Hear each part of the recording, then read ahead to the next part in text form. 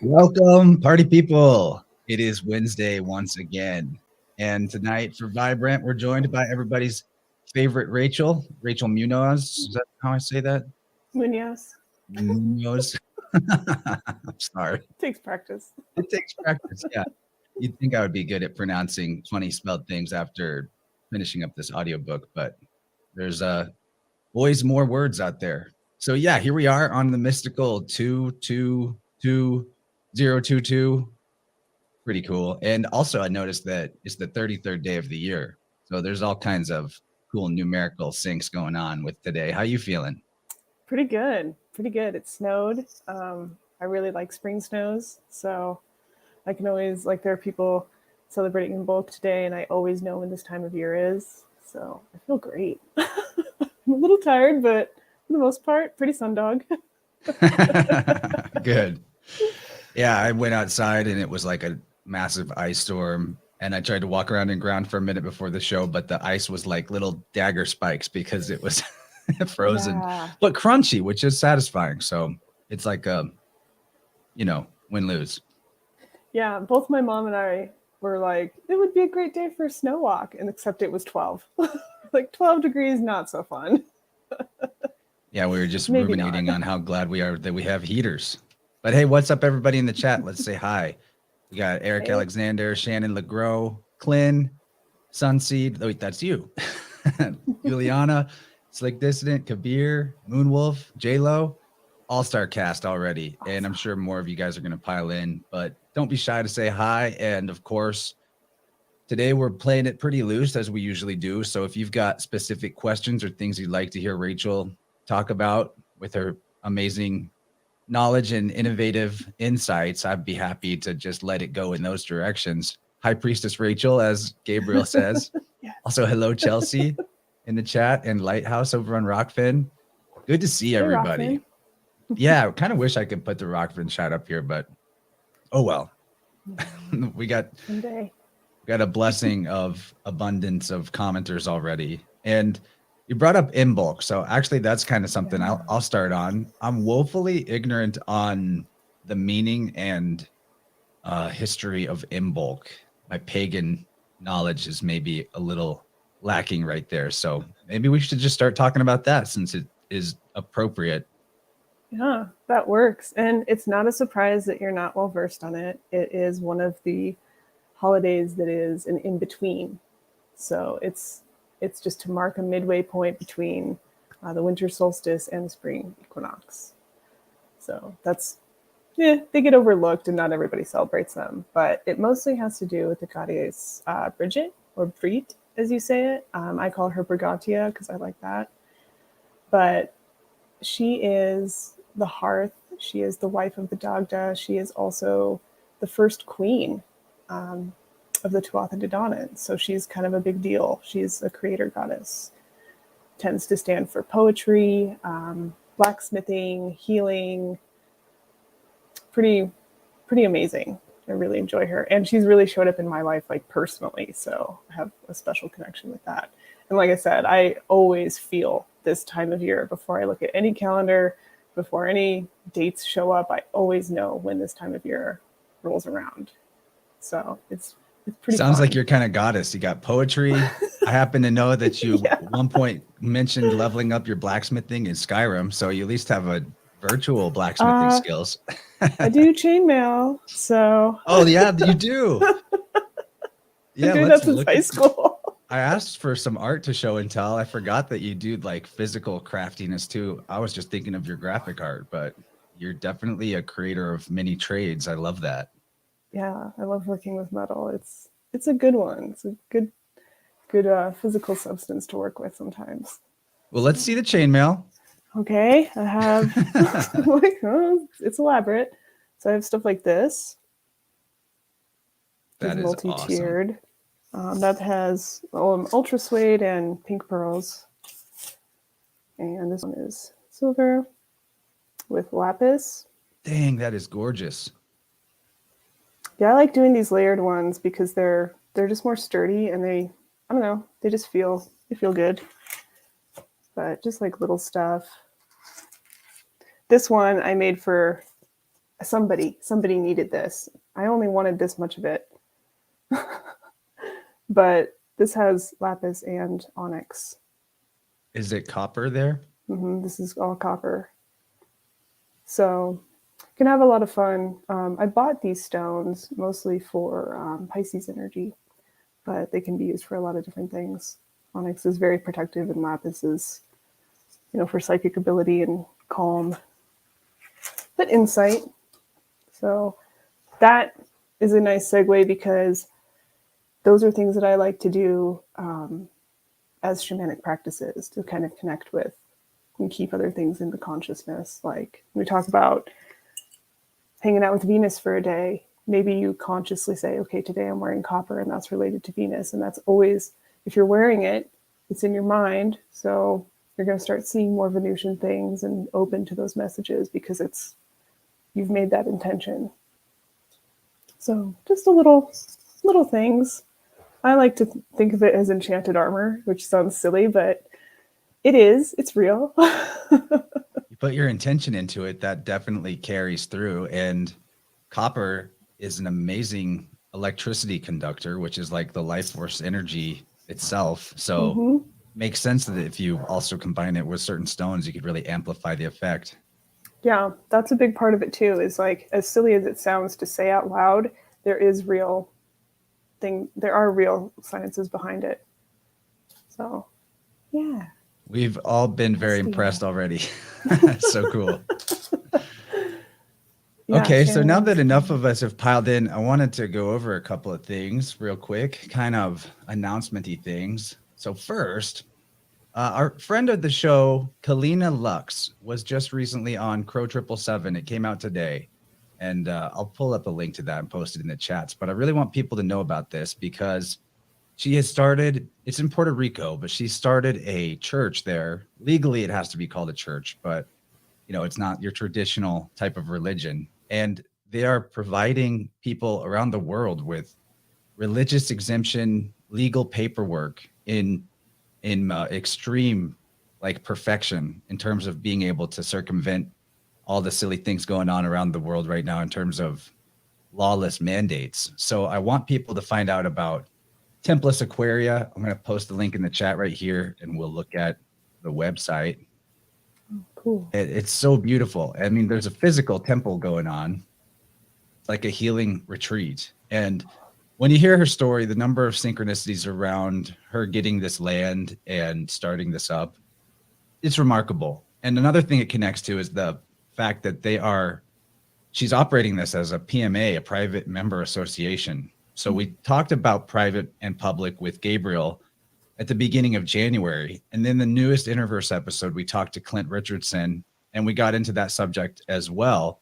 And then bam, Kalina comes on Crow and hits us with no longer a theory. This is it operating really well. And a part of this that was so profound to me, I mean, the whole conversation is profound, but an aspect of the religious exemption was that part of their religion, since they have to put it in those terms, is that their prayer is the breath. So right there, you can't interrupt, you wouldn't, as she put it, go pull a Sikh guy off of his mat during his prayer. Thus, you also can't take someone and force them to put a diaper on their face, because you're interrupting their prayer.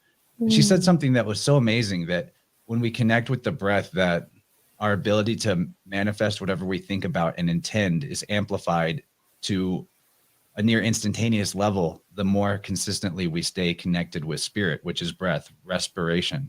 So really want people to check out Templars Aquaria. And also, if you want to hear about earlier process of her setting this up, it's a beautiful conversation we had on InnerVerse as well, last February, actually, about a year ago. A lot has happened since a year ago. So I just posted that up in the YouTube chat as well. Kalina is an awesome person. Really want everyone to check that out. That is really cool. I'm going to check that out. Yeah, that Crow episode is definitely one not to miss. It's very impressive, her knowledge of the law and stuff. And she'll be on a Vibrant with us next month. So watch out for that, and we'll see future updates. And man, there's so many good people that have jumped in the chat. We got Dimension K, Baldy in the house. What's up? I figured we would draw him in with this talk.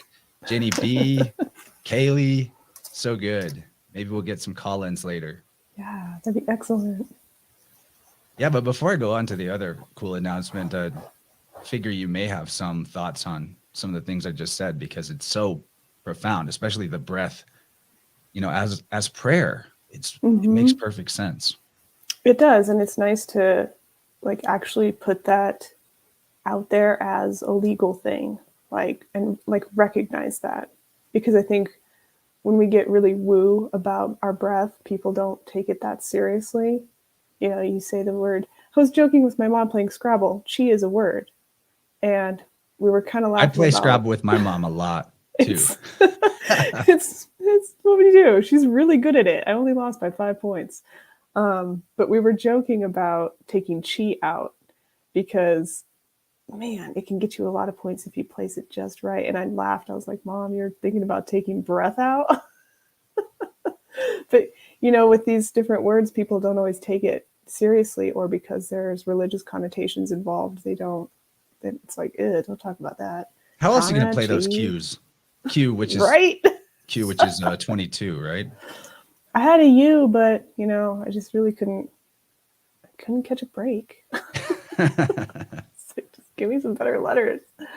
But I like that. I like that a lot, that that's included, you know, because breath is so vital. It is our spirit, and that's a solid reminder of how connected we are. You know, when people are like, oh, we could be cut off from God with all these, you know, transhumanist ideas, that's impossible. You're only separate in your mind ever. You might fog up the reception, yes, physically, yes, you can do that. But to completely shut something off, you would kill the person. They would die. That's just, you would lose all your breath, all your electricity, everything. You know, the symbolism of the face diaper too is like, even though you can breathe through it, the symbol of it is very powerful. And I think that that is what's lost on the normies out there. Not to like make this into a big mask conversation. We're all probably pretty over that. But, you know, even something as simple as that is hard to overestimate how important it is as a human being to have that freedom. It's like the most basic aspect of life. Yeah, it's true. And it's so powerful. I mean, it's what gives us a literal voice. Like, if you think about birds and how they sing, they're just breathing. I mean, it must be so easy for them to sing. It's just such a natural thing. To me, that's incredible. So the other big announcement, man, I love the chat game right now. So many all-stars in there. We got something really cool to share with you. I finished recently the recording of my first audiobook production, which I did for Dylan Sicosio, his third book, Spirit World, July's End, which is an amazing etymological journey through all of the different cults that represent the sun god symbolism and just how similar those things are. It's a little spicy and snarky.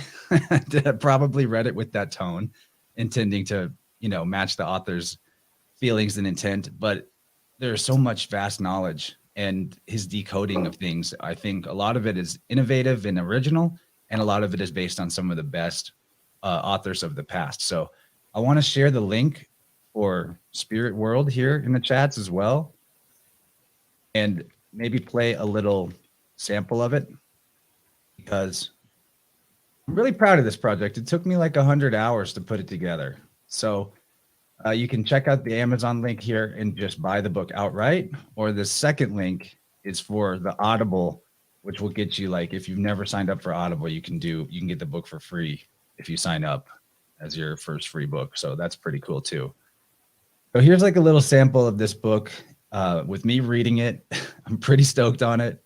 Took a lot of work to put it together, and here we go. We'll play maybe a minute or two. And if you can't hear it, just like wave at me, Rachel. Through the phonetic Kabbalah, Diana is Anadi. D, as in D-I, pertains to God, and I is interchangeable with Y. You don't have to go that far back in history to see words spelled with Y where an I would be in modern English. Anadi is Anadi, as in Anadiomene. What is the omen of Diana?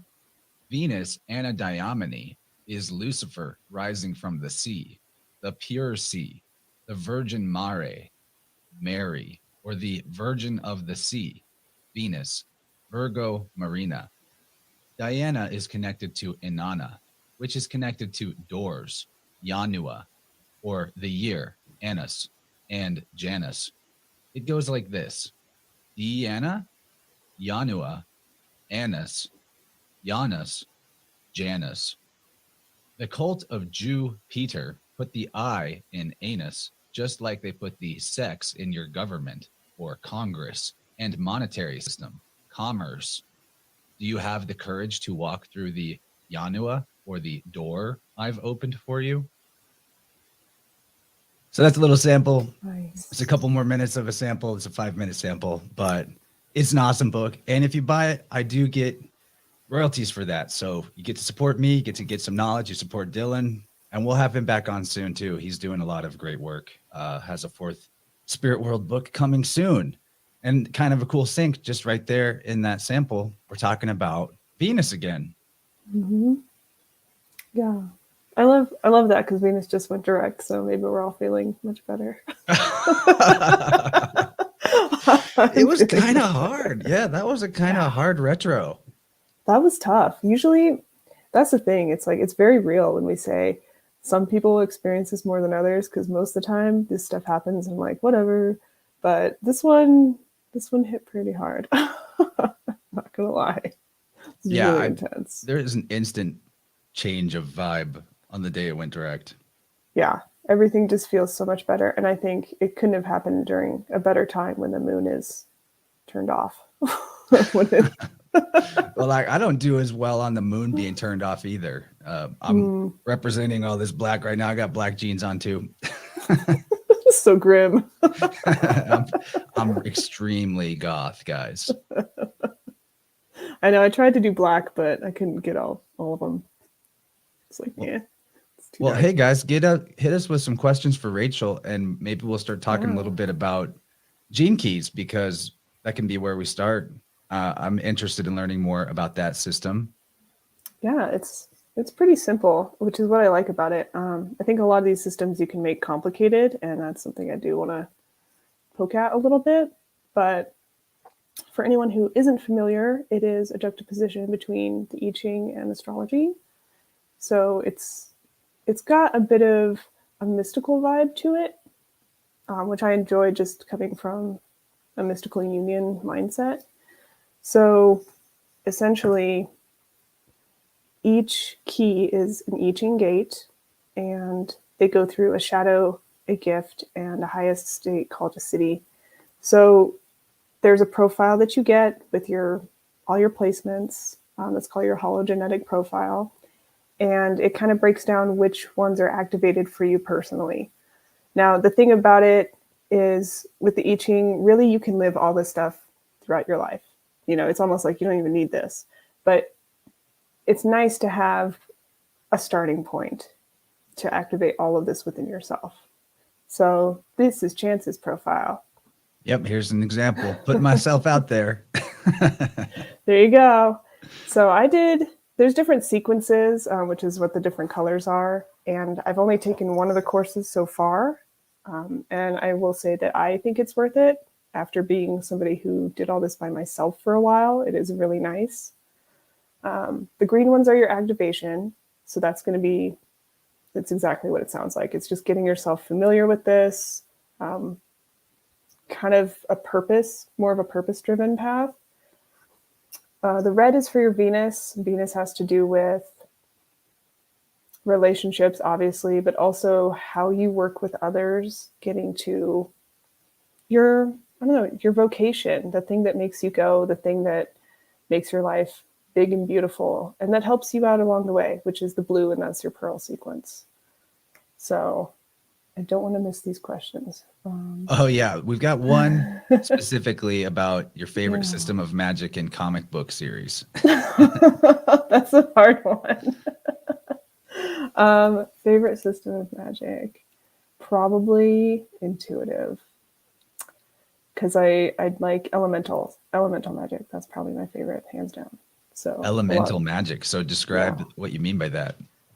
Focusing, and you'll hear me do it all the time in astrology. Focusing on the elements, how to balance that out, because it can tie into medicine and health and the world around you. So making sure those things are in order and really using that as magic. It's kind of a conscious magic that you do all the time, sometimes without thinking about it, but can be a lot of fun when you do. I think I think I do that too. I describe it like basically if I'm having a flow state impediment of some kind, and I'm at least conscious enough in the moment to think about it, I'll often reflect and be like, okay, where are my elements at right now? Yeah. Like, am I too cold? Like, do I need some sunlight or something like that? Or even like food can kind of represent fire to me. If I haven't eaten enough, then my Dantian, my inner fire, needs something to burn on. Or if earth is low, it might mean I need to ground, or it might mean I need to sleep or rest. Obviously, water is water, but water can also represent love, connection, friendship, performing creative acts. There's some overlap, you know. And then you've got the air, the breath. Am I breathing? Where's my breath at? And if you can like think about what you've been doing recently and how you're feeling in that moment, those different avenues, those elements can help you achieve flow state in a more consistent way. Yeah. So would that be elemental magic, to just look at life that way? Yeah, I would say so. And really getting it back down to basics. It's like working the most basic alchemy you can without actually doing real alchemy. You know, I mean, there are minor things that you can do to actually do that. You know, cooking is an alchemy. It's probably one of the easiest. You just have to be aware of it. I think I was talking in Gordy's food group about that. Which is called like culinary alchemy or something. Yeah, because interestingly enough, everything you put into it, what you're saying, if you're singing to your food, that's the big thing about that, is singing to your food, which makes a difference. How you cook. I mean, you've probably been to restaurants where you're like, the person in the back needs some help because this tastes really bad. The food itself, you're like, oh, flavorful. Yeah, okay. But like the energy of the food is really gross. So that's real. I do. Yeah, restaurants are a sketchy option just for that reason alone. Like the person making your food, more likely than not, is not stoked about doing it. And that does have an impact on the energy of it. That's why I love the singing to food thing that Gordy got us doing. It's so good. Shout out Gordy. I think he's taking the night off from the internet, which is a good idea sometimes. Yeah. Yeah. You've probably heard me mention tea about 1,000 times. I like to do, but I was going to say enchanted tea, but it's more like infused. We can call it enchanted. Come on. I know. It's more accurately, it's infused. So it's just making conscious decisions on, say I want to work on throat chakra. I'm going to put some blue stone in some very clean water and let it sit in the sun for an hour, maybe 2 hours. Just let it really get empowered. And then I'm going to choose a tea with herbs that are good for the throat and those areas, and then mix those together and just make it a sacred moment and, really put that extra oomph into medicine, because it makes a difference. That's a way to work with elements too, because you're working with earth and resonance and crystals and things like that, as well as water. So whatever those crystals properties are, you're hitting all that within your body too. So I like doing that. I'm just going to send some good vibes into my drink right now. Yeah, you can do it. You can do it right now. It's hot water with lemon squeezed into it and honey. So it's like lemon, honey, hot water. Yeah, I made a matcha latte, and it looks great in this glass, but it's getting cold. Shout out what kind of tea you got in the chat. We got Kaylee drinking chamomile. Chamomile for the win. Just planted some of those seeds. We'll see how they do. Now, Eric, we'll get to your question about comic books, because that's a fun direction. I'm personally a huge fan of comic books, but we got a call in from our man Gabriel. Yeah. So let's listen to that. It's about 1.5 minutes. Always has good things to say. Maybe he'll like just call in later in the show and join, or you like literally call in with the link. Okay, here we go. Gabriel, what do you got to say? Hail, High Priestess Rachel. Hail, Chance. Much love, everybody. I wanted to ask Rachel about an idea that I've been cooking all day in the forge of my mind about Brigitte, and who I'm probably saying her name wrong. But that fact that she's the patroness of smithing, of the forge, is really hitting home for me because February has to do with fabricating and the making of things. We know about the candles of the symbolic ceremonies at this time of year, all having to do with fire inside, indoor flame. And I just think it's really beautiful because we're in the dark season, the longer nights. And I wonder if Rachel thinks there could be anything to do with the Black Madonna relating to this star card here in the season of Aquarius. I just wanted to put that idea forth and see what Rachel thinks. I'm always coming to Rachel with star card questions. I know she loves them so much. Much love, you. Yeah, much love. Thank you. That's a good one, buddy. He also threw this in. He says, he threw this into the call-in line. He says, this looks like Rachel right now. Yes, that is one of my favorite. That's my favorite artist that she put out these pictures of her. That's one of, yeah, I posted that. And that is the aspect of her. I think that's the medicine one because she did all 3 aspects. So I like that one a lot. So she's a triune goddess, huh? Mm-hmm. She's one of the 3. That is a constant theme in Celtic lore, is being a triune being. Which, it's a constant theme in all of them. Yeah, it's a lot of them. Yeah, I was going to say. Trimurti in Hinduism, obviously the Trinity in Christianity, but it goes on and on. There are Trinities all the way down. even numerically, everything's Trinity because every third number reduces to 1 in Theosophical Edition, which is like 1. If you take 4 and you add 1, 2, 3, 4 together, you get 10. If you add all the digits between 1 and 7, you get 28, which becomes 10, which reduces to 1. And it goes on. So really the number line could be like 1, 2, 3, 1, 5, 6, 1, 8, 9, 1, 11, 12, 1, 14, 15, and so on. I love it. Well, yeah. It's just how fractals begin. So it's got to be there. It has to be in everything. You can't eliminate binary. You might as well just like erase the number 2 and just put 3 1s, but you still can't make 3 1s without doing 1, 2, 3. Like it's a natural part of it, and it's the split. It's beautiful. And I think, I've loved studying the runes with Balderson and his tree of life because it's probably one of the best examples on how we're all triune beings. It's a good way to visualize that you have this physical body, your ego body, and then this higher body. So you can look at triune deities that way too. Like you could say the blacksmithing aspect might be the most earth body that she has. And then, your medicine body is going to be that in between, that it goes between the ego. When I talk about making those teas, you're hitting wellness all the way up and down. It's balancing that. And then the poetry would probably be, wordsmithing. That's very etheric. That's going to be her higher body. So you can definitely, if you want to name those parts of you, be special, go for it.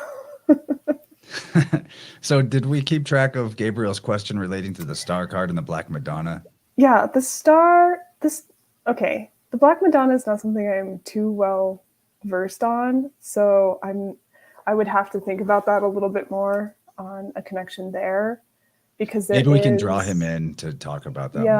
Yeah, because I think of somebody completely different that could be related to. So it's very possible. But yeah, I think we should see if we can talk to him about that. But and then what was the other one? Oh, the star. Yeah, I think it's a perfect star going into Aquarius. Aquarius is usually seen as a very masculine time, but this is, I don't know, what I like about this in between is that it is right in between the masculine and the feminine. So you do have this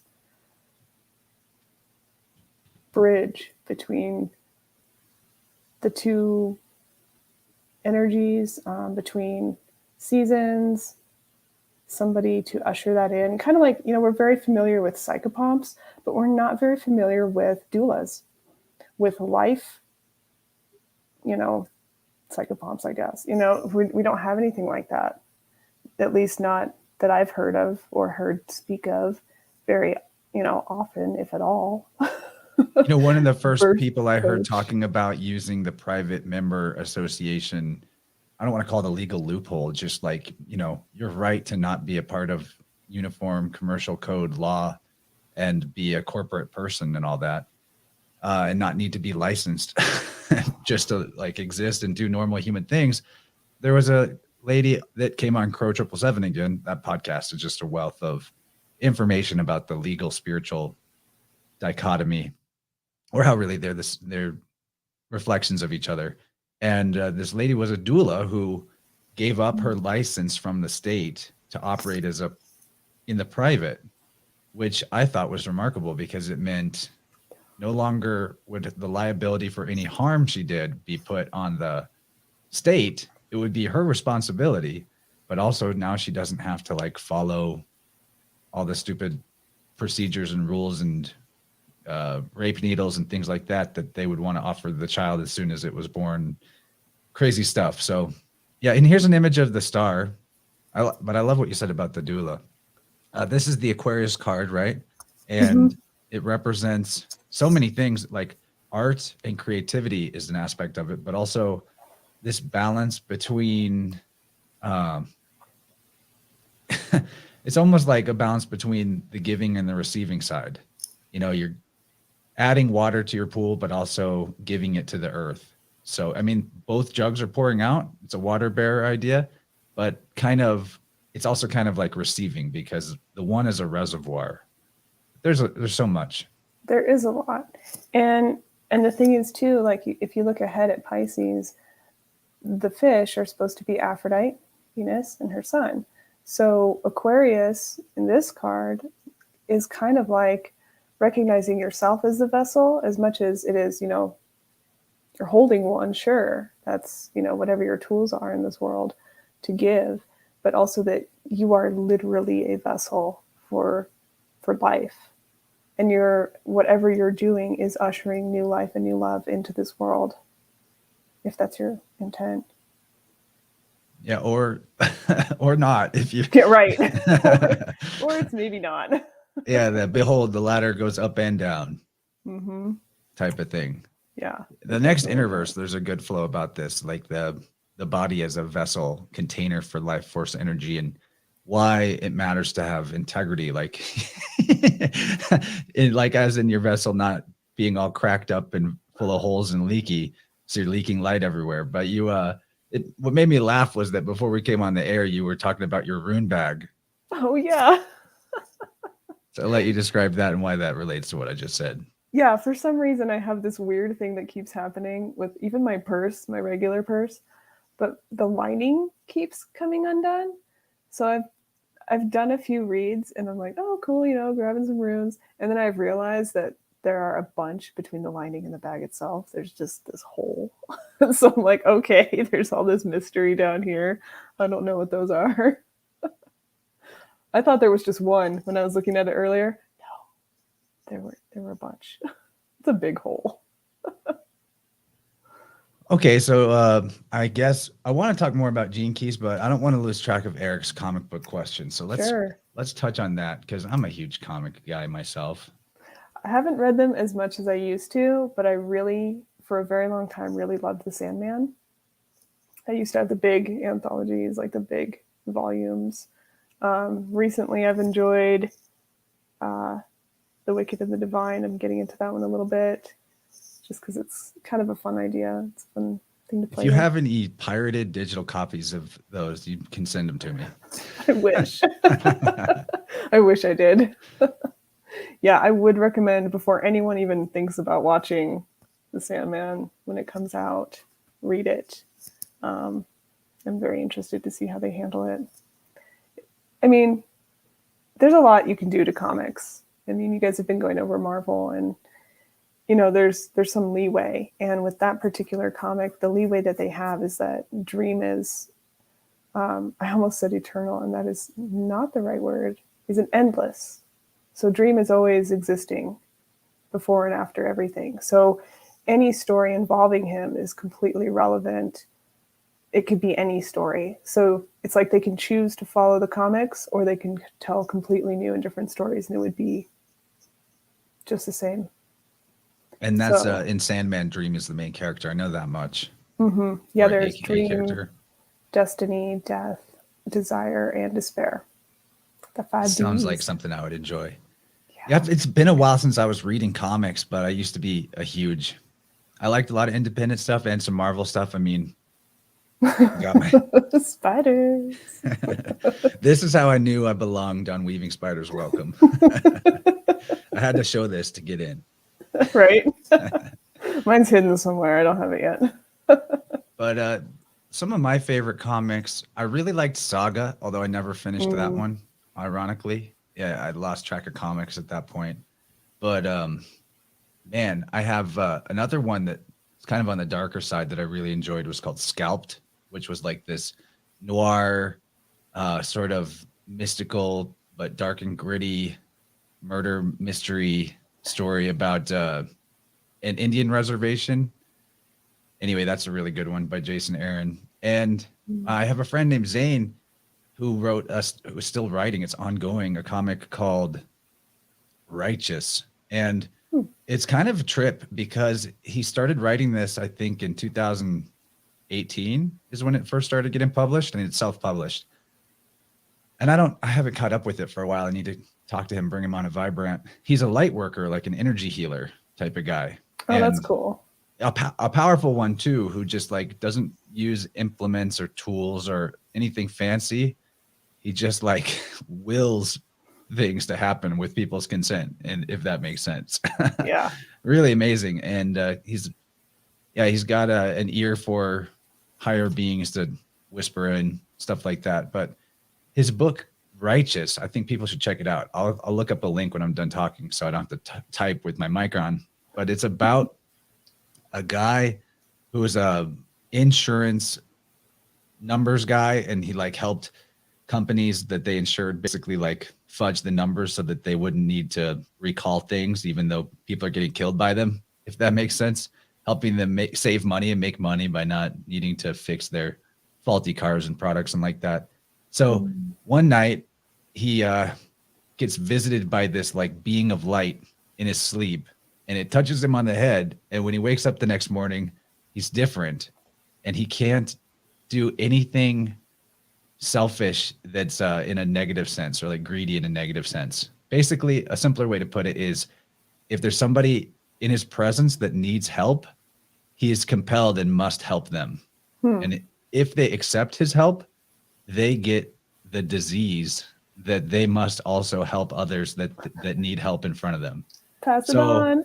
It's like the story is about how this becomes like a pandemic, and the powers that should not be are panicking and freaking out because they're losing all their control over everybody, because the scarcity mentality is evaporating as more and more people begin to just like radically help each other and focus on that as their life's purpose. And it's pretty cool. I mean, that idea could be twisted into a sort of negative altruism, communism idea, but the way it's portrayed in the story is not like that. It's not like it's self-sacrificing in a negative way. And all these cool synchronicities happen for the characters that help them do the right thing as well. When they do the right things start happening automatically too. So, but why I went into such detail about that story's plot line, or at least the premise for it, is because that came out, and then a couple of years into its production, we get an actual so-called pandemic. So it's pretty crazy. Yeah, so I'll look up that website and link it in the chat. That's a really good comic. Yeah, there was that show about a comic that was predicting all this stuff. I don't remember what it's called. Somebody in the chat probably knows. But my boss had told me to watch it, and I barely made it through the first episode because I'm like, oh, this is too real. I don't know if I can do this. That looks good. Yeah. Yeah, here's Righteous, the comic, and he's like producing it himself, paying the artist himself, and he's got people working on it from different places around the world. You can get a free copy of chapter 1 or issue 1, whatever you want to call it. It's really good. It's really good. I need to catch up with him and also catch up on this story. I've got the first 3 volumes of it myself, so check that out since we're on comic book subject. Yeah. And oops, need to bring down my screen share.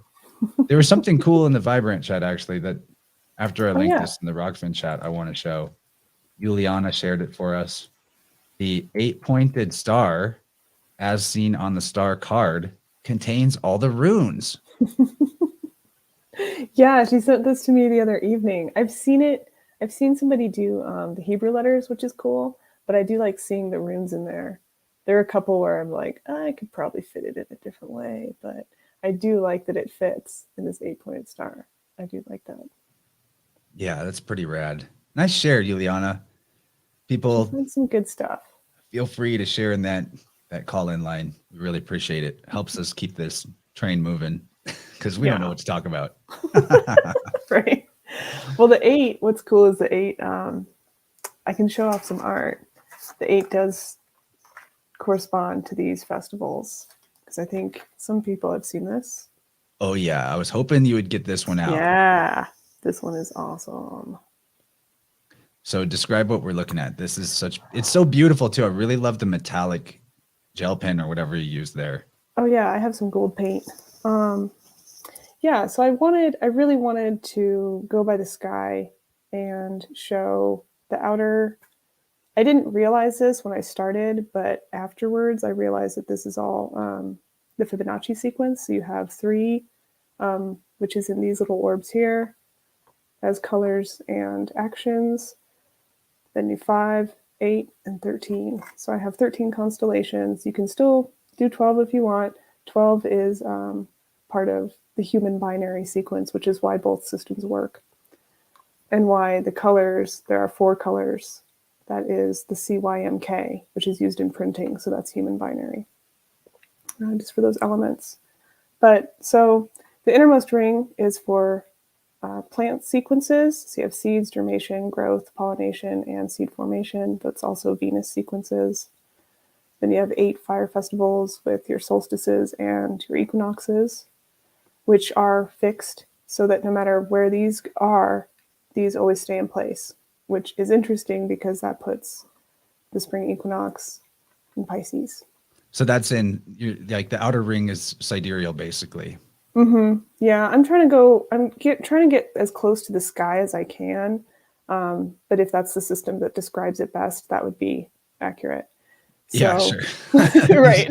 It's not really any other system. It's your system in a sense. Right. I'm trying to get them all to be, I don't know, maybe wean myself out of it, I guess, and create something new, even though this is very valuable. I like that you've replaced my sun sign with stag. Yeah, I did that.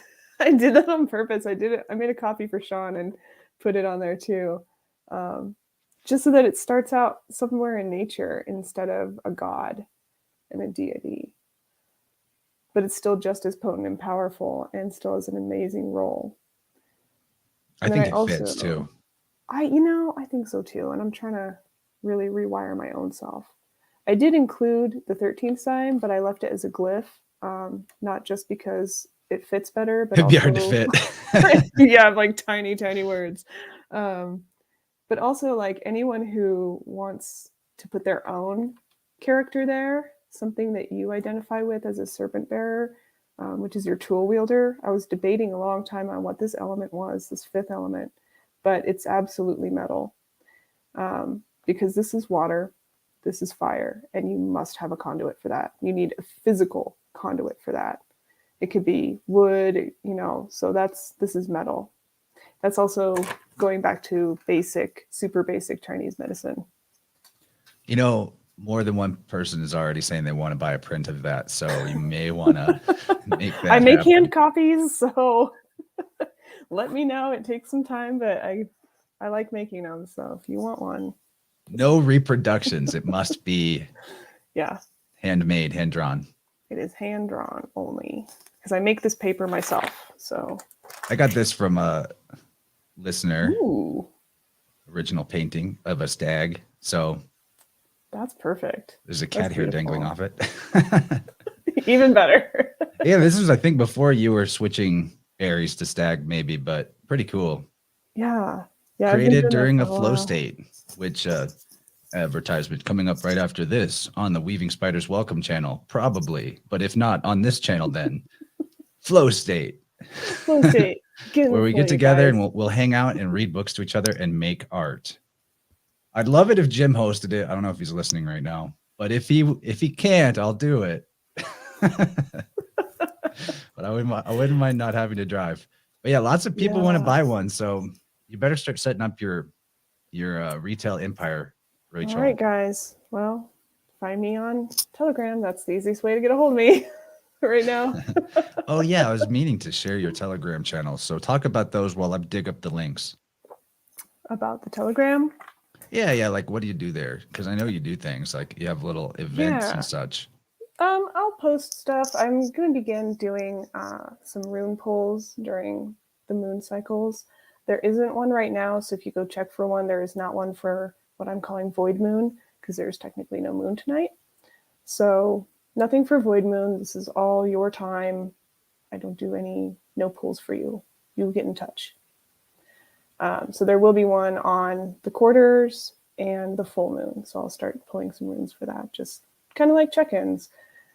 So I like to put stuff that's encouraging, stuff that I think is just fun, pose questions, things that I'm thinking about. You're more than welcome to just follow, or you can participate in the chat. It's totally up to you. But I do post, when I'm on a show or if I'm, having a chat with somebody. So you can keep up the easiest way there. And you can always just message me directly from there. It's easy. So. Speaking of you and other shows, people have got to check out your episodes with Baldy on Odin's Alchemy with the runes, in-depth rune gnosis. Yes, we've been going through those, which is super exciting because if it weren't for his first videos on them, I probably wouldn't have had the direction that I needed to do them on my own. Because I definitely took what he put out and ran with it. And those are something I can show you too. Jim is here and he announces that the flow state will be on Weaving Spiders Welcome. Woohoo! Huzzah. We both did this at the same time. Cool. So this is Balderson's model. And I did just kind of my version of it. So this is the world tree with all of the runes. I managed to find a set of colored pencils with 24 exactly. It does get a little bit foggy because there's a lot of greens, but they're all here. There's a lot of greens in nature, so it fits. Yeah, there are. And most of them are in the very first set, which is super appropriate. But the things that I put on here have to do with Chinese medicine and the organs.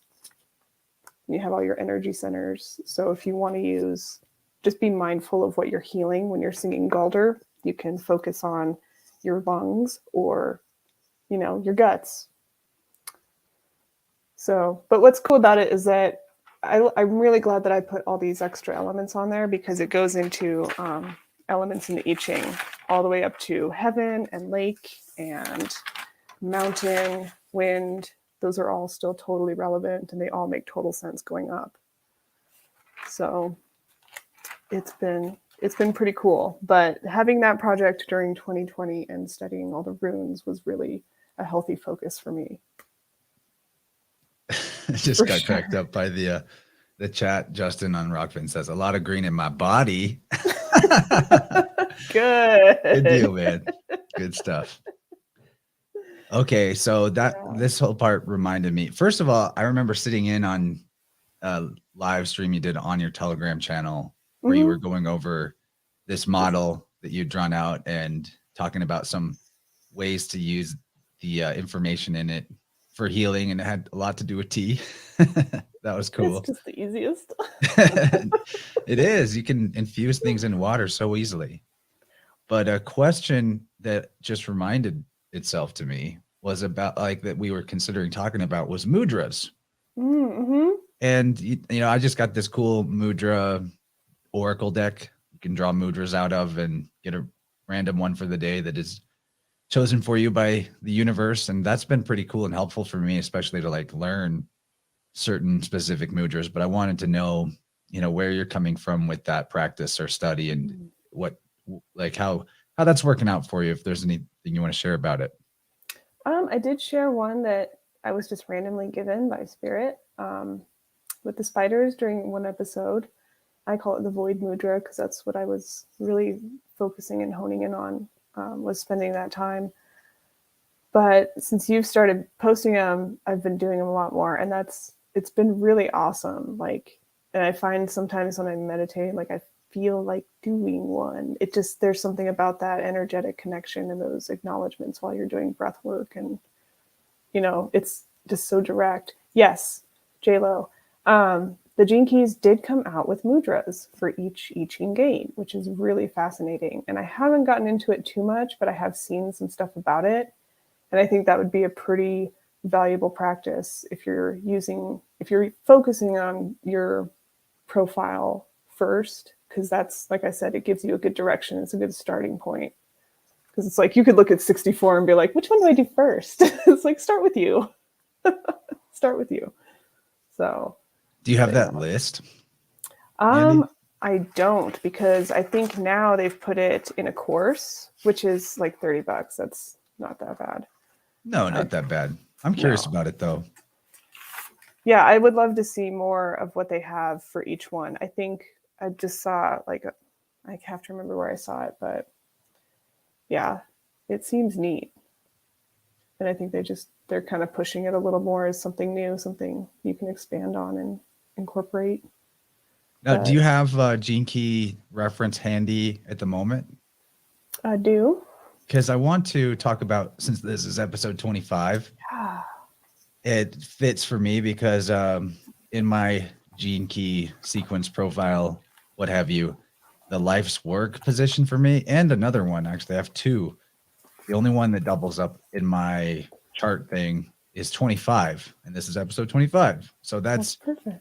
In the I Ching, that's innocence. So you guys, I'm trustworthy. I'm super innocent. But maybe we could use this as an example to talk about how the system works with the gift, the shadow, the gift, and the city. Yeah, so I love that that's innocence. Like when you go through these, you'll see very clear distinctions you'll see differences between the I Ching titles and what these are titled. So the 25th I Ching titles are, you're translating from another language into English anyway. And even the name of the I Ching hexagram is based on how someone is interpreting what 6 lines or broken lines mean. Yeah. Yeah, and it's actually, I like that meaning, and I do want to come back to it because when you say it, like I can see how all of this fits in. But I think this is the one that's in Aries, Constriction, because I did the shadows. That was another big project I did out of my mind. Sitting with these shadows for like a week at a time just to draw them. Good Lord. And this kind of fits back to the conversation on breath too, because constriction is the shadow of not breathing fully and openly. But yeah, go ahead. Oh, you've talked about it, and I've had the same thing where like I'll stop breathing, where you keep yourself from breathing. You find yourself holding your breath. I'm like, why am I doing that? So I've tried to be really mindful when that happens and be like, whatever reason that is, oh well, because breath needs to keep happening. Figure that out by breathing. So constriction's a good shadow. meditation practice is so vital. Coming from me, I didn't do it today, but like just 15 minutes, the way that you're breathing from the beginning to the end is so different in terms of how opened up and how far the breath is traveling in your body. And there's other practices besides meditation that can achieve that, like a nice like yin yoga flow, for example, or even qigong. Qigong's meant to be not really an exertion, just on the edge of exertion, kind of not really elevating your heart rate or making you sweat, but unless you're doing it like under the sun outside. And so moving with the breath or just sitting with the breath, any of that on a daily basis, pretty crucial for bringing spirit closer or into your vessel. Yeah. Yeah. And it talks a lot about, since these are gene keys, where that term comes from is that there are 64 codons in your genes. So a lot of this stuff has to do with your genetics and healing ancestral stuff. I mean, this is like probably the easiest way to do it, in all honesty. Yeah, this is my story. Yeah, it's crazy, right? You're like, why am I doing that? So this is the myth of the sacred wound. You know, constriction has to do in this particular context. I'm just going to read like a sentence. Constriction exists wherever love is absent, and it's the underlying source of all human suffering. It is self-perpetuating because to constrict life in yourself or in another is to welcome more suffering into your life. So there are lots of reasons we can be constrictive. It can be mostly in the gene keys, it's out of fear or anger. So a lot of it will go back to basic survival. This is how you talk to your ego. This is how you do ego work. You acknowledge, okay, you're afraid. You're brilliant at thinking up all these scenarios. That's anxiety. All these things that could potentially happen. Look how smart you are. Let's chill. Let's chill on that. For me, I mean, it can happen for a variety of reasons, but for me, a lot of times when I bring constriction on myself, it's usually because I'm expecting someone else or other people in general to give me and provide me with love in the way that I think and expect it should be shown. Mm-hmm. And even if they are loving me in their own way, and but instead of giving it to myself, and how would I give it to myself? By relaxing and opening up and breathing. That would be how I give it to myself. But instead, I'm just like, when are they going to give me the love the way that I want it or the way I think it should be? And I'm all like, ugh. So for me, that's a big part of it. That's how it operates. Yeah, I could see that. And what's neat about the setup of these is that it gives you some really good examples on how this manifests in life. So two of the ways is a repressive and a reactive nature. So repressively, this shadow is ignorant. Just letting nothing, I don't need to know. I don't need to know. You're kind of shutting yourself off. Thank you. So it's but just by not knowing, and people are like, ignorance is bliss. And what you're doing is you're cutting yourself off from source by choosing not to know and choosing to be unaware of what's going on. The reactive nature is to be cold. So you're consciously shutting things off. You're consciously constricting. Kind of like a hose in the garden, and you just gonna. I like that too, that there's the two versions of the shadow, because it really speaks to the fact that like for the shadow to operate and teach us its lessons, we have to be in this duality mindset anyway, instead of a unified mindset. That's what I like about reading through these. Honestly, I like this method as it is because it gets you into a place of empathy. Like if you start reading through your profile, you're going to read one of these and you're going to know exactly which one you do. You're going to know if you're more repressive or reactive. And there might be some you read where you're like, oh, I don't do that as much. And then like realize that you kind of do. You're like, oh, I've felt that. But what's nice is it gets you to start understanding what the gift is, because the thing about your survival traits and all of that, it's meant for you. So it's just about transmuting it and opening yourself up to what that gift is. And in this one, it is acceptance, accepting love. So let's see if there's a soft approach to life. In the 25th shadow, we saw how fear creates its own biofeedback loop, which maintains this constriction of life force inside you. The only way of breaking the loop is to have courage and to simply feel the fear, which is true. That's perfect because I find that this entire thing operates, this whole dynamic of 25 is a solar plexus thing. Mm-hmm. Mm-hmm. And you have to, man, that's where courage comes from. It's also what I consider to be where like the primary accumulator in your vessel for the life force energy in terms of how that comes through as will, at like your true will, your reason for incarnating. So I call it the treasure chest. It's a solar plexus. It's gold or yellow. You know, it's your chest. I love it. If I was naming the chakras, I would call that one the treasure chest. You should map them out the way you would name them, just for fun. Third eye would be brain horns, named for Jim and his hats. The brain horns chakra. That could look cool. Maybe that is my next project. Actually, I think the art I'm working on right now, there's something like that going on in it. I would like to see an update on that because yours are so cool. Oh man, it's going so slow lately. The only time I work on it is on flow state, which is why I'm so excited that Jim's hosting, so I can really work on it. Yeah, I need another project. So whoever wants one of these charts, I will work on yours first. Live.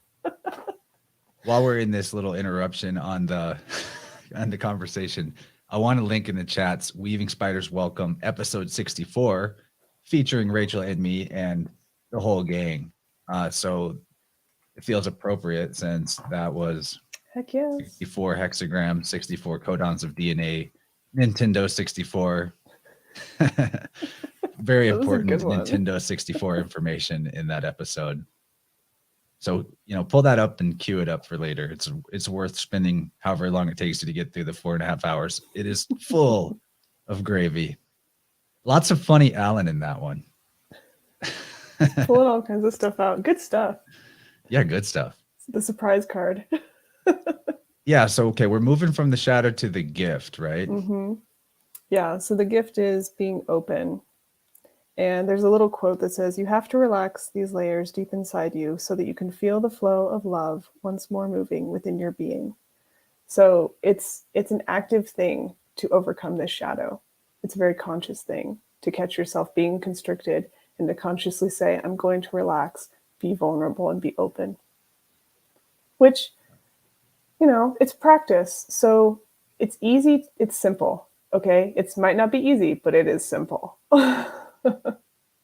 I think a really cool way to look at it is to turn the shadow into a gift. You must accept that the shadow is the gift.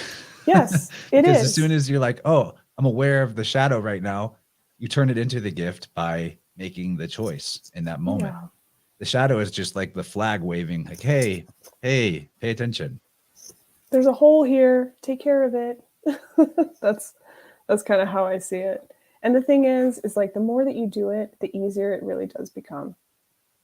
Like you might struggle the first few times to catch yourself, but honest to God, like the next few times you do it, you're like, I don't even have to try to do it. It just is, it becomes, you know, the path of least resistance, the easy, the simple, the flow. You're going to follow that. You just are. So start programming yourself in a beautiful way, and it works every time.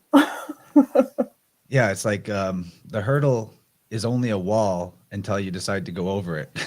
Yeah. And then it's open track in front of you. Then you're so like, where's we got the next J-Lo one? and J-Lo and This Is My Story are competing for who gets the first copy of your cool, I don't want to call it a zodiac chart. Yeah, I don't know. It's a seasonal chart. It's just it needs to have like a cool name. Yeah. A Ray chart. Like a Rachel chart. I'll come up with something. It'll be named. Hey, Roman in the house. He was our special honored guest, newcomer to the Weave on episode 64. Buddy, we need to talk. You should come on Vibrant soon because you're plenty bubbly buoyant, Yeah. giggly, and good. Good water energy. Oh, Gabe's got it. Munoz Zodiac. Munoz Zodiac. It just goes right through. Rolls right off the tongue. I like it. So once you get through the gift, you can reach a higher state. And the way that the cities are described is kind of like full-on Christ consciousness. If you ever meet somebody like Krishna or Jesus or Buddha, those are people operating in a acidic state all the time. So to operate in that would be a pretty insane life. Can you do it? Yeah. But I think, Chance, one of yours specifically says this person will have a hard time fitting in. I'm like, well, yeah, because if you're going through this, you're not going to fit in the system. Well, So, interesting. It's not out yet, but the next episode of my show with this amazing dude named Topher, who's got a biocharisma as his Instagram. He's like a permaculture wizard and also experimenter with orgone devices and a bamboo master, all kinds of cool stuff. And we got into this part of the conversation I didn't expect, where he was talking about two people in his life that he knew, that he's met or is friends with, that he considers to be spiritually creditors rather than debtors. And that was like his way of describing somebody in acidic or enlightened life. But the way he put it, they were still involved with everything messy in the world on every level, maybe more involved than the normal person. They just were like not phased. Like they just never like looked at the world as if the world owed them something or they owed anything to the world. In fact, they never owed anything to anybody. Everything they did was gift. Everything they did was in a non-transactional type of consciousness. So yeah, look forward to that one with Topher. It was a really good chat. It'll come out probably Friday. A lot of mind-blowing shit in it. The black helicopters show up. oh no. That's how Get you your know you're rocket onto launcher something. Yeah, so what is the city of 25? Of 25, it is universal love. And the subheading is the rose and the chalice, oddly enough. That's a theme that comes up a lot. But all the cities are variations on love. Like every time you get to that, it's going to be something to do with love, because that is operating in a high state. That's the highest state. So J-Lo said something about the blood, and I just looked down and it says, in terms of our genetics, the blood of Christ represents the absolute acceptance of the suffering of all men and women from the beginning of time. Just a note, like, this book is full of different examples, so you'll see different examples from everywhere, all of which is encoded in the human genome. So the only thing that sets any of those characters apart from you is how activated they are. That's all. You can be any of those people. It's just maybe they were born with that awareness, and that's the only thing that separated them, was knowing their divine inheritance, knowing exactly who they were. So yeah, like with Christ, you weren't meant to worship Christ, you're meant to follow. No. And even the meaning of Jesus Christ etymologically is Jehovah is salvation. And then the meaning of Jehovah etymologically is the self-evident, self-existing, eternal life force energy of creation. So it's like, that's your salvation, is life force energy. And to go back to the star, like following Jehovah or natural law is doing that which honors the life force within you and within all other beings, and never dishonors it in any way through sullying it by creating duality, commercial consciousness.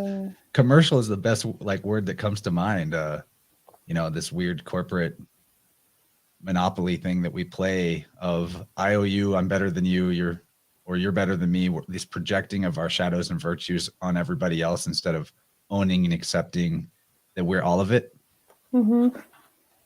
Yeah, that's really powerful to do that, and to even go out in the world and be that to people is really powerful too, because it does have an effect.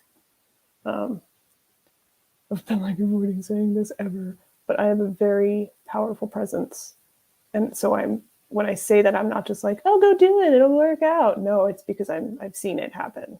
These things are frequencies. This is how it works. When you operate in a certain way, people do pick up on it.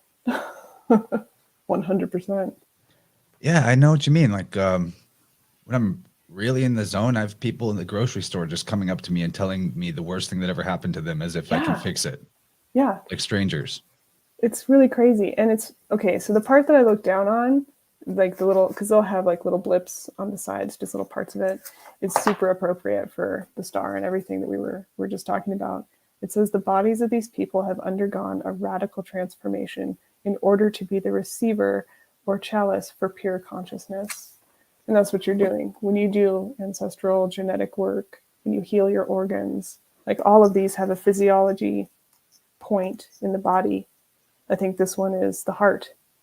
It has an amino acid, arginine. Like when you're consciously taking care of these parts of your body, you are bringing healing, restoration, rejuvenation, and activation.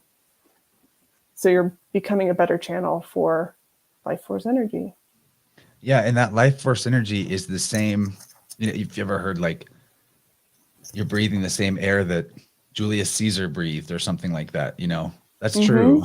Other than that, maybe he's a mythical character, but we won't go to that. But the life force, the electricity, the bioplasma in your field, it's all one. That's the part of creation that's one. So it's the same energy that was in the fields of your ancestors. And even like when I do sound healing sessions for people, it's not every time, but sometimes ancestors actually come through. There's a specific part of your auric field about a foot off the body on each side. One side is the maternal ancestral river, it's called. And then there's the paternal ancestral river. And the last person that I did a session for, their dad came through on the paternal side who had crossed over. But like this, that like we have there's a sheath, like a membrane outside of your field, your bubble space. But beyond that, there's actually continual layers of more and more subtle shells, if you will, that extend back and contain the information all the way out to infinity of both sides of your lineage. So everything that you do does carry weight for your ancestors. You are possibly healing, and also traumas that you're carrying. They're not, you know, we don't have to look at ourselves as like guilty for suffering from whatever problems we suffer from, whatever like a issue or addiction or hardship or emotional shadow that you've got. You're not the first one in your line that dealt with that. You may be the first one that could actually conclusively heal it though, and pass forward a different vibration to future generations. And even if you don't procreate, you're still influencing the entire fractal of life force energy, because it's not just at one level, we're all related too, because it's all the same spirit. We're all breathing the same air, the same breath. Yeah. Yeah, I would agree with that. And I would also take this chance to point out that on this tree of life, there is a masculine and feminine side mapped out. And that is how I would use Gulder. So in Gulder, you sing the runes. And what you're doing, Balderson and I just talked about this. We just finished up recording the last set of runes. So you guys should check that out when it comes out. But definitely check all those out, because what the runes are is kind of a template for how life works. So let's say you have inherited financial fears. You can absolutely use some of these to pinpoint where those are. Like, I'm trying to think of a good one. So Fehu runs up and down the middle of yourself, but it touches the feminine side. Fehu, is Fehu the one that's like... Fehu goes up here. So this is like the Earth Star chakra down here. So Fehu starts all the way from the bottom. It goes up. Here's your root. Okay, goes up again. Up through here, through your heart and your higher heart. And this is all on the feminine side. Feihu has to do with wealth, mostly inherited, something that's been passed on. That can also be your physical and your spiritual inheritance as much as it is. It's generally physical, but it can also be your spiritual and your body inheritance. So that's, you might sing Feihu to consciously work on that. That's kind of how it works. Cool. Yeah. So, but that's the thing, is like, these are all tools for healing that. This is just one way to do it. So you sing the runes then. That's pretty neat. Mm-hmm. That's a very masculine thing to do, actually, because the runes are very salty. They're on that darker side of things. So it's vocal. It has to do with the vibration, the feeling. Speaking of Baldy, I tried to draw him in here, but he said his Voltron's busted. That is true. Busted internet. Yeah, hopefully it gets fixed soon. I think it is, but yeah. We're just lucky he has internets at all over on Murder Mountain. Yeah. Yeah. Such a blessing. Such a blessing. I'm going to drop in the Telegram chat the link to our StreamYard. And if anyone wants to pop in and say hi on the screen or talk to us for the rest of the show, like if we get a ton of you, then I may have to, I don't think we'll get too many. So just scratch that. Jump in. You know who you are. You want to do it. Come hang out with us. Yeah, do it. Oh, yeah. I wanted you to show us the Void Mudra, though. Oh, yeah. So I'll try my best because it's actually going to be pointed downwards. But Okay. I'll show you how to do it. So you essentially do this. Right, here's the front. Except your middle finger is going to go inside. So it's like that. So it's going to be pointed down kind of at your hip level. But that's essentially how you do it. So are the middle fingers like touching each? They're not woven. They're like they do touch. Okay, but they're laced though. They're not. Mm-hmm. Okay, cool. Yeah. So that's the Void Mudra. I'm interested to see if that is an actual mudra somewhere because it just kind of came to me. I just did it. And where do you hold this during meditation? So it's if you're laying down, you hold this at your hip level, by your hip bones, your pelvic bone. Just very relaxed, very, very natural, very, just sits like that. Ahoy, hoy. Hey, everybody. Welcome, my friend. We got Gabriel and Zero. Yay. You see the tail. Good to see everybody. So before we move into the next thing I have queued up, what is the Void Mudra associated with? The void.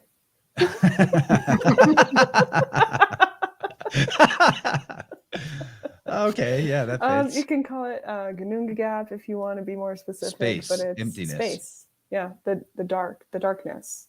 I don't really like saying the darkness, but it is where there is nothing. But the absence. But it's actually everything. Everything is there. Absolutely, exactly. Everything is there. So it's just it's the void is the pleroma. Mm-hmm. The zero is the egg. Mm-hmm. I love that. Ovid is an anagram for void. Nice. And it means egg. Yeah. Just spend some time in the cosmic egg. As soon as you show up, you're just like, boom, here we go, words. It's like, I kind of imagine it like being in one of those pods, those deprivation chambers. It's like being there. It's so nice. It's such when a I good had the space cooties, to I be did in. one of the. I went and did the sensory deprivation tank. I'm jealous. There's a place that does it, and I haven't been yet, but it's on the list. I did a combo. I did the started in the infrared sauna for like an hour, and then did an hour in the float tank. It was really nice. 2 hours of not feeling like I was dying, and then I was better for a while, and then it's kind of rough again.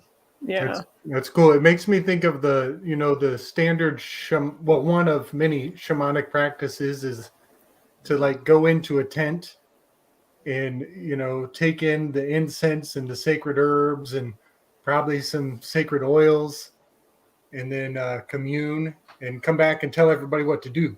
Mm-hmm. You can do that in your bathtub. There are two things I always recommend, and it's tea and a hot bath.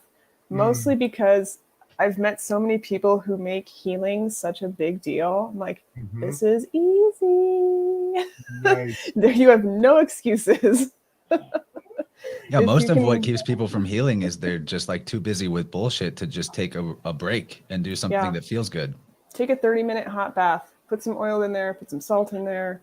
Take some crystals if you want. Like, You know, I never thought of this until you just said that, but to take tea and a hot bath is to make that which is within syncopatic with that which is without. yes.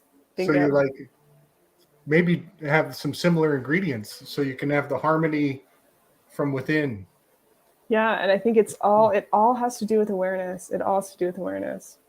You know, if you're focused on your lungs, if you're visualizing, I sent this to Lindsay. She probably already knows this, but like if I'm focusing on my kidneys, I'm going to visualize blue light, you know, and I'm going to have that in my mind while I'm speaking to my kidneys, while I say something, positive vibrations. You can hit all four bodies when you do healing. It's just about awareness. It's just about consciousness. And healing was something I learned growing up in the church, you know. I mean, granted, they were speaking Bible verses, but it's the same principle of speaking truth and speaking life. And that's, you know, my biggest complaint is women who are like, when they're on their cycle and they're like, my body's trying to kill me. I'm like, I guess it is. That's conflicting energy. If you want to feel better, don't say that. Be like, thank you. Lucas says, drink the bath water. Don't tell anyone it's a secret. Pee in it first. Yeah. It dilutes the taste, makes it easier to get down. Golden Dawn style. No. So funny. Yeah, well, I'm glad we've got you in here, man, and others are welcome too. I publicly posted that in the group, so anything goes. We could see some new faces even. I'd love new faces, new blood. But I want to bring up this Black Madonna, Gabriel, and see if you can elaborate more on your question. You know, one of the myths that we're told about her is that, you know, she's often, Kaylee. Hail. Now it's a party. What's up, guys? Keep yes. going, Gabe. Keep going, Gabe. Cool. Well, one of the myths that comes with the Black Madonna, you know, they never want to admit that there, you know, might have been saints or that were not white. So they go all dancing around the fact that she might just be a black lady who's sacred goddess. But the excuse we're told is that she was venerated in the dark, in caves and underground, and that the soot from the candles or the torches have painted her over time.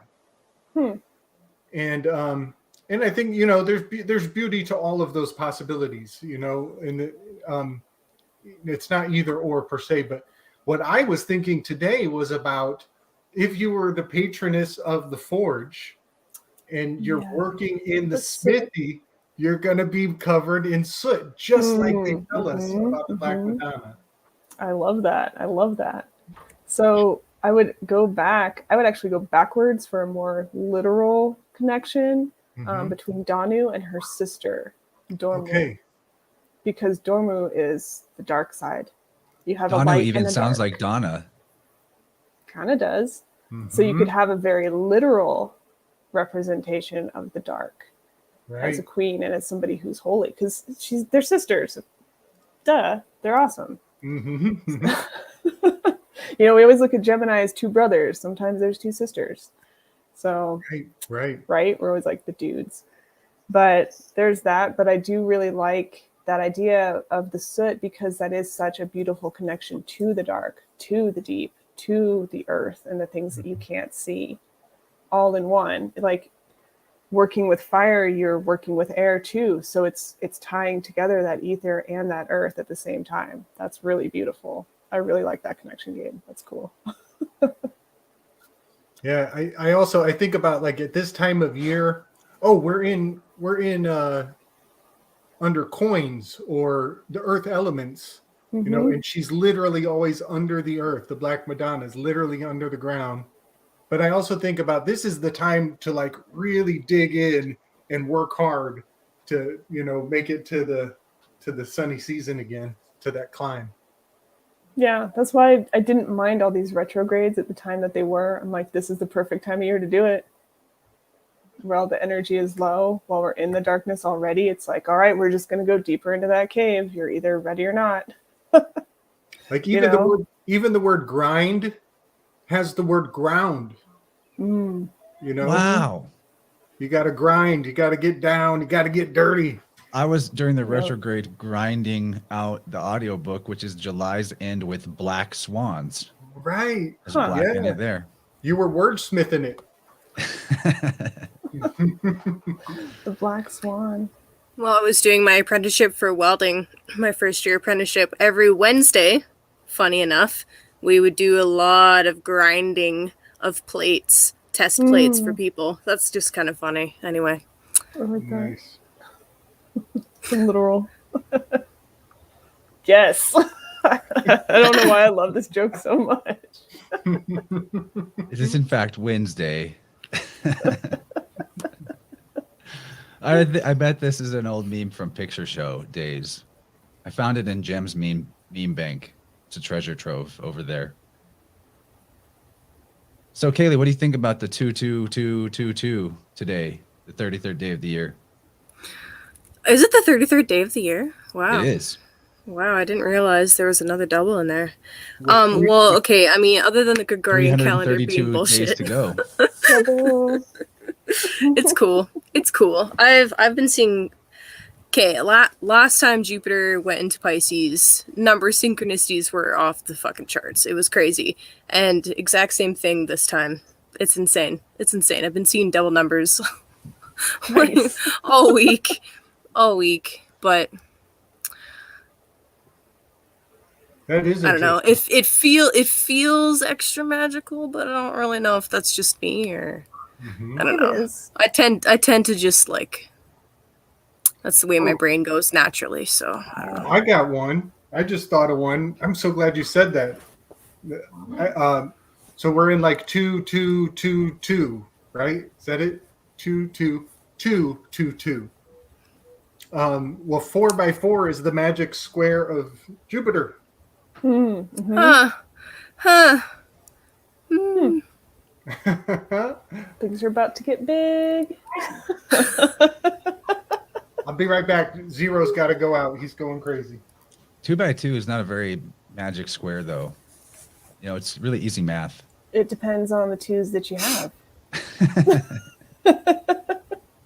I'm just If kidding. you use, I don't know, we could get elemental about it. If you have 2 cups of water and 2 things of dirt, or if you have 1 thing of dirt, 1 thing of water, start mixing it together. It's going to be very different. Starting to make me think of that star card again. It's Yeah. a card. He's back. I just took him off Or- screen because it felt right to do. You know, give him some give his dog some privacy. There you go. Looking out. Well, what do you guys think about the 22nd of February? The 22nd, Even more twos. so many twos. George Washington's birthday. Oh, really? Birthday. Yeah. You know, today was my vote on them announcing the Queen's death. So as of right now, I'm losing my guess. But maybe it'll be the 22nd. Makes me think I should put the Vibrant for that week on Tuesday instead of Wednesday, just to catch that 2 synchronicity or do something that day. Yeah, you should. I I think forget. Oh, sorry. You go ahead. Oh, I was going to say, I think it's an acceleration. It's a number showing us an acceleration because the other day I woke up with a very specific song for a very specific rune stuck in my head. And it was for Uruz. And it was the Wardruna song for that. Huh. It's the second rune. And that particular song, the lyrics have to do with going back to the Ice Age to see when I melted, essentially.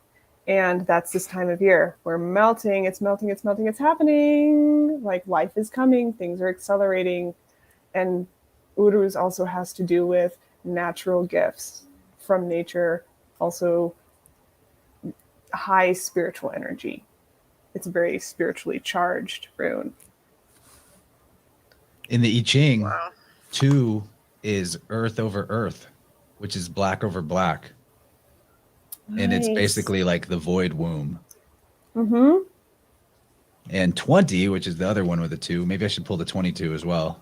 20 is contemplation, which is air over earth. And 22 is grace, which element-wise, I think it's a mountain over earth. Could be getting that wrong. It's like one of the biggest gene keys in this book. It's one of my favorite. I have it's a mountain over in my fire. gene My bad. keys, actually. That's You cool. have 2. 22. Oh, that's right, you do.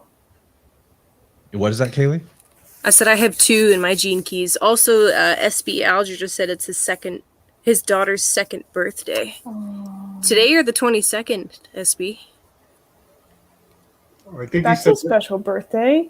2 on the 22.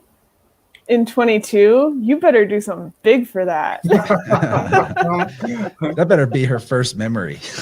Right? Special birthday. so. It's Yeah. We're it's about to kind talk of- to Kurt Kallenbach about why your birthday is a trap. Oh yeah.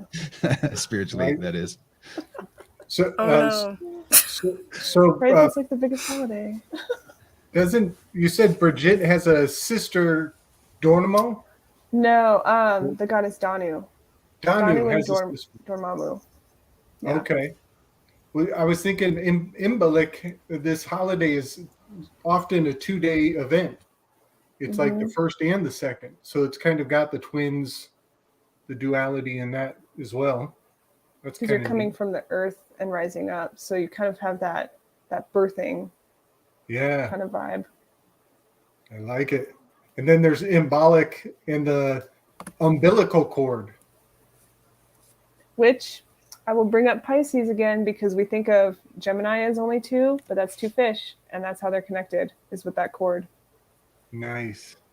There's a pair. There's several pairs. That's why I make sure when I talk about Pisces, I talk about both sides of it. It's like, yeah, there's this beautiful, mystical, magical side, but there's also a lot of shady shit too, okay? It's a mirror. I love that you do that. That's awesome. I feel like I have to. I feel like I have to. Yeah. My Venus especially and Mercury are Pisces. both in Pisces. That's right, they are. And my sun, if you were counting by where the sky really is. The sidereal, you're a Pisces? Yeah.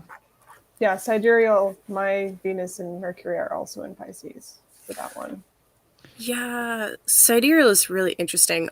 I'm like all fire if you go by sidereal. Aries, Sun, Sag, Rising. I don't feel like that at all. I don't feel like that at all. I'm like, I don't know. You're pretty zesty. I am, but my Mercury is in Aries. So that's where I get into like the quality of the elements, which is why on this chart I have them as RBG. So you have solid, liquid, vapor. You have mutable, cardinal, and fixed. Oh, So I like how you changed that to the it's fun. It feels good. Nice. But that definitely like speaks to it. Like I could say, oh, I'm super earthy, but also what is that earth? You know, is it lava? It's Taurus, it's a fucking rock. Right? It's just a rock. But I have something in Capricorn. So that's something that's like very moving. You know, it's like that's something people don't take into consideration. That's why I work with elements, because that's going to dictate how your elements act and what they do and how they come across and how you work with them. You know, I was talking to Juliana about her yod, and that's kind of how I was seeing it, because a yod, what I was noticing is a mutable, a fixed, and a cardinal. And people are like, they're so hard to work with. I'm like, not really. Not really. If you look at it that way, what you're doing is you're just taking all those actions and figuring out what to do with those elements. It's like, okay, well, this is, cardinal fire. What does that even mean? What is that fire doing? It's moving. So it's probably a firework. This is cardinal fire. The spark. Starting. Yeah, sorry. I'm thinking mutable. My cardinal Yes. fire is definitely like in the There you air. go. I have like Here's steam your fixed fire. It's why I'm full of hot Sorry. air and I sweat really easily. No, thank you. You're full of hot air and you sweat real easy. I get really sweaty when I work out, like buckets of sweat, embarrassing Dude, me amounts too. of sweat. I There think you that's go. how my Okay. body works. Like it's the main detox pathway. If I don't get a heavy duty sweat in a few times a week, I easily like put on weight. Anyway, a little bit about me. Exactly. I'll bring that up just because I like what you're saying about like what kind of version of the earth or the fire is it? And water too. Yeah. People get hung up on water and they're like, water does things. It moves. It can be Yeah. a force. What's the difference between a stagnant pool Yeah. or a flowing river or a waterfall or Or the a ocean flood. Yeah. or a flood? Totally. Yeah. I want to educate everybody a little bit about crystals here. Yeah. Is that Gordy's gum at the bottom? It's Gordy's gum. That's Gordy's gum from last week. Oh my gosh. Yeah, I commented that there should be a way to ward off Southern Baptists. And I think, Rachel, you responded, just leave it on your porch. And I'm like, perfect. I don't have any problem with anybody that follow religion. I just thought It's that'd just be fun. How do you funny. keep a potato in your sock? I've Small. Have you seen the little yeah, baby potatoes? it's the baby potato. My Yeah. favorite is this Cut one. it up. I like Which that it's one? called this one. Which Oh, yeah. one? This The one? bottom Oh, left this- hand is this one. I didn't even see Which that. one? Substitute phallus. It's great for pets. Protection against other crystals. That could be handy. That's great. Oh man. Yeah, Oh I my like gosh. the blue apatite. I actually have some green kyanite, but yeah, blue apatite, sure. Blue appetite. I'm like, hey, I have that one. That's called eating your emotions. Shh. Taurus. If it looks similar, I know, I maybe get it it. will also keep horses away too. Oh shit.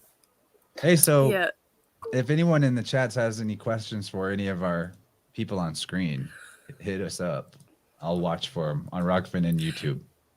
I am excited for your talk with Topher. That's gonna be so cool. Every now and then he drops me like an astrology related question, and it always is something that makes me really think.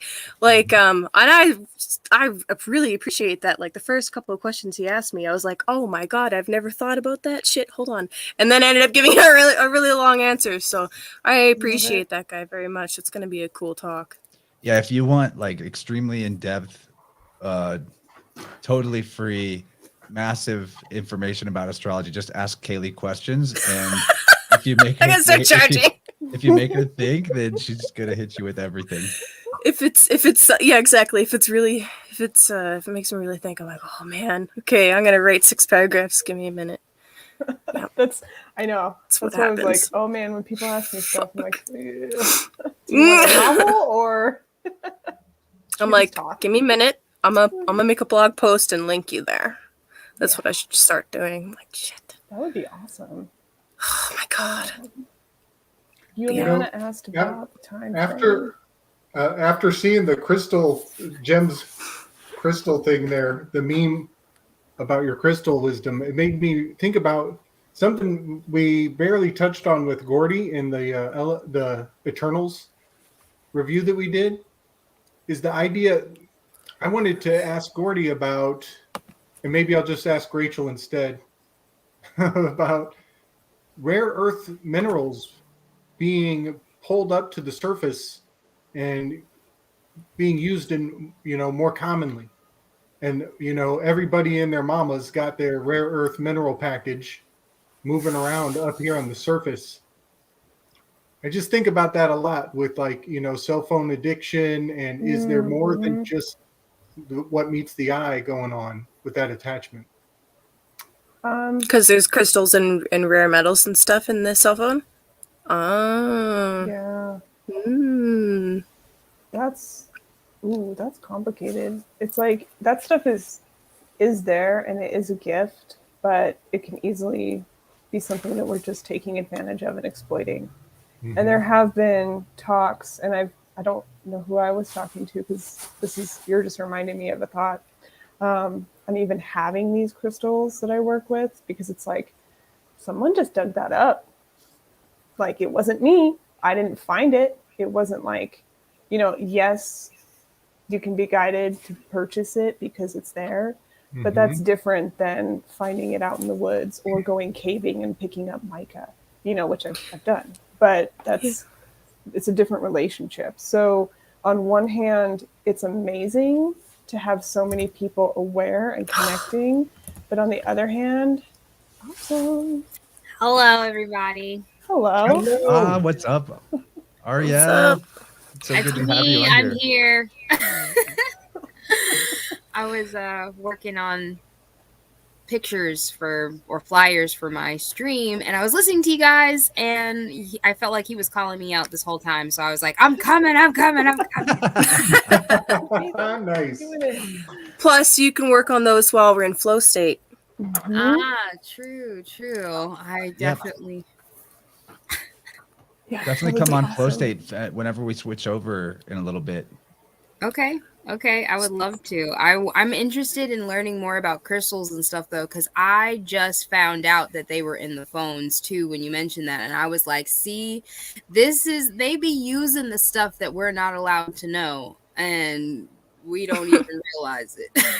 Well, they like to give people a hard time and program you to think it's too woo, or like, I can't work with quartz. That's hippie stuff. Exactly. It's in your phone. Yeah, it's in your phone. It's in your microwave. All that kind of stuff. It's in your TV.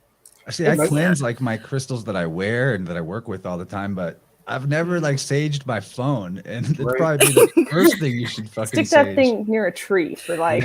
I definitely sage my phone. I would recommend using like a saltwater bath, like you would for crystals, on your phone.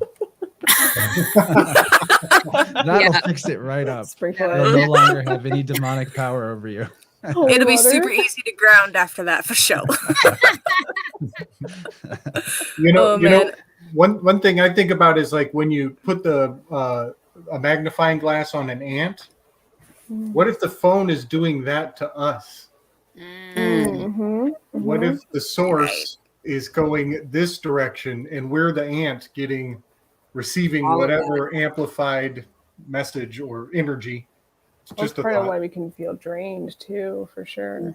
Yeah, I feel that. I know I started turning off my Wi-Fi at night, and I don't know if it made a difference, but I feel like it did, because it's just that couple of hours without that stuff in the air, because that's what they're putting stuff out there.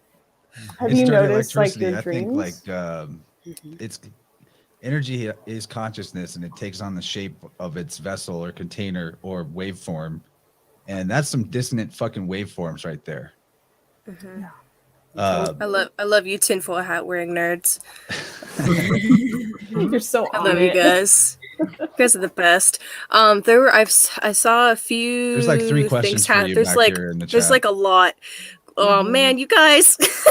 I'm just kidding. We'll go through them in order. The first one is before the first question, actually, I have a question for JLo, because she said she's a mutable Taurus. So do you mean that your Taurus is in like a mutable quote unquote house, like the 3rd house, 6th house, or 12th house? Just wanted to clarify because I'm curious. Okay.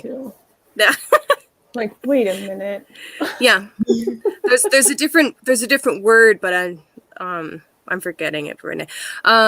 Yeah. Anyway, astrology book, Kaylee. That's what Eric wants to know. I've been asked that like 6,000 times now. I forget. It depends. It completely depends on what direction you want to go with astrology, because you can get really, really basic, or you can get really, really specified. You could you can find like ancient astrology books or modern astrology books, or like, so it depends on what your interest is. But if you're interested in Vedic astrology, then I would go for Vedic astrology books. Actually, I love Vedic astrology. That's the first type of astrology that I started studying. Was under his name's Ernst Wilhelm. So he does Vedic astrology, but he uses the tropical rashis, they're called. So that's the tropical zodiac system, but using the Vedic astrology map, like layout with diamonds and shit, and their system. Super interesting. I ended up moving to Western modern astrology instead of sticking with Vedic astrology, but I think it's super fascinating. They can go into some really insane detail with their system. And there's a few, like there's Jaimini is probably the one I'm most familiar with. But anyway, Vedic astrology is fascinating, and Ernst Wilhelm is a fantastic astrologer, as well as KRS. He's another one of my favorites that I actually tune into quite a bit. He does Vedic astrology, right? I love. He's Yes. so good. He's so good. He is so good. Right. Yeah. So yeah. Anyway, for the book, like it totally depends on what direction you want to take it. Honestly, so I would Next need question, to know a little bit easy more. one. It's a yes or no question. Do all the horned astrological characters get along? Yes or no? No. No. Okay, we Fuck got no. that. No, they do not.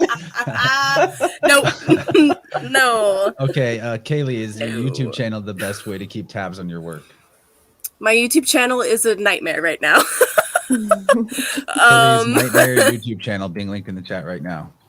Great, thanks, Chance. Yes. Thanks. Dimension Yeah, K, I Captain need to Planet. work on it. So I need to work on it right now. Put out a great Yeah, video though. I did. It's really glitchy. I got to work on that. But yes, yeah, you could follow me on YouTube, or you can come join Chance's channel because I drop stuff in there all of the time. Yeah, I got to work on that. My presence is just it's a That's why nightmare. we have Vibrant, so I can do the producer stuff and you guys can all bring the expertise. Shit. All right, this one's for the panel of experts. Do crystals charge different under the sun versus the moon? Ooh. Good question, Jonathan. Yes. Yes, I would they say do. I'll start. The moon and sun have hot and cold going on. Things under the moonlight actually get colder. It's warmer in the shade of moonlight than it is under direct moonlight. So I would say that the answer is yes, that would charge things differently. But there's more to say, I'm sure. Yeah, I would say so. You can take into account which constellation or sign the moon is under. That can be a big deal. The phase of the moon, that's going to flavor that programming and the energy that's coming in. So those are things to take into account. I'll say it again. Trees, those are going to clear and clean your crystals very well because that's part of their job, is to clean. So that's probably the best. But yeah, sun and moon, they do have different qualities. With the night sky, you're going to have a lot more flavors. And different crystals react differently to different energies too. So all of this is intuition is a good way to apply magical knowledge to it as well. Mm-hmm. You know, what you just said made me think about phase. We're talking about moon phases, and it makes me think about piezo. Piezoelectric is a reaction that crystals have. And that's interesting that the mainstream sciencey heads are using these words, and they seem to have some very significant correspondence there. Man, I always thought it was pronounced piezo. Yeah, But piezo. I pronounce shit wrong all the time, so who fucking knows? Ariel, what's your YouTube channel? So I can pull it up and link it. I'm not remembering the name of it. Reading. Me? Ariel Truth Seeker. Oh. Okay, it's your exact name. Thank you. I should My have just exact searched for that. name. Yeah. Yeah. Tell us about what you were reading yesterday. Oh, The Secret Life of Your Cells.